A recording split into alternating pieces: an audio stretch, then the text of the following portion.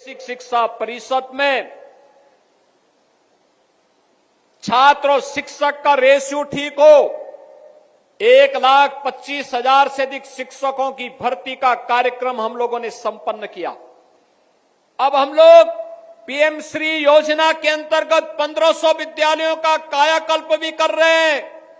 कस्तूरबा गांधी विद्यालयों को 8वीं से लेकर 12वीं तक गरीब कन्याओं की उत्तम शिक्षा का केंद्र बना रहे हैं। बेसिक शिक्षा परिषद में भी एनसीईआरटी के ही पाठ्यक्रम को हम लागू कर सके, ये कार्यक्रम अलग अलग स्टेजेस पे आगे बढ़ रहे हैं।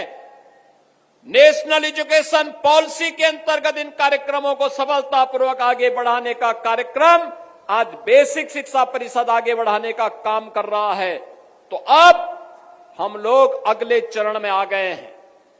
अब अगला चरण ये कि गांव-गांव में स्कूल तो हैं, लेकिन अभी भी वहां पे बहुत कुछ चैलेंजेज हमारे सामने हैं। हम लोगों ने तय किया है, क्या हम इंटीग्रेटेड स्कूल कॉम्प्लेक्स तैयार कर सकते हैं?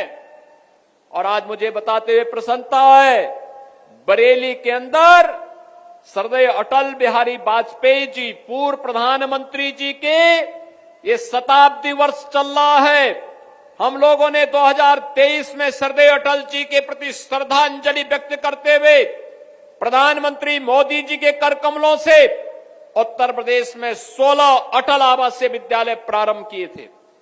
ये 16 अटल आवासीय विद्यालय रजिस्टर्ड बीओसी बोर्ड के श्रमिकों के बच्चों के लिए शुभारंभ किया था।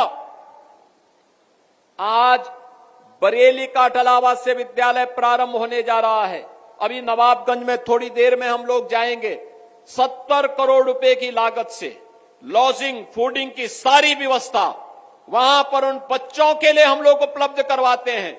अच्छी उत्तम शिक्षा की व्यवस्था उन बच्चों के लिए है। शिक्षकों का भी प्रशिक्षण होता है, प्रिंसिपल्स का भी प्रशिक्षण होता है, और फिर बच्चों को उत्तम शिक्षा देने का कार्यक्रम करा करके एक मॉडल विद्यालय के रूप में उन्हें स्थापित किया गया है।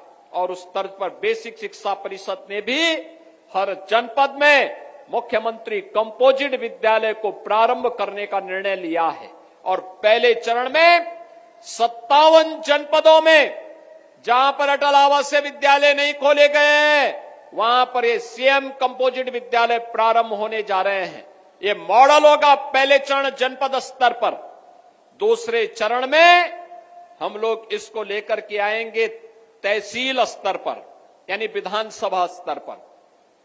तीसरे चरण में हम लोग आके इसको लेकर आएंगे विकासखंड स्तर पर, और चौथे चरण में न्याय पंचायत स्तर पर लेकर के आएंगे, जहां पे प्री प्राइमरी से लेकर के सीनियर सेकेंडरी तक, यानी नर्सरी से लेकर के 12वीं तक की शिक्षा बच्चों को एक ही कैंपस में मिल सके।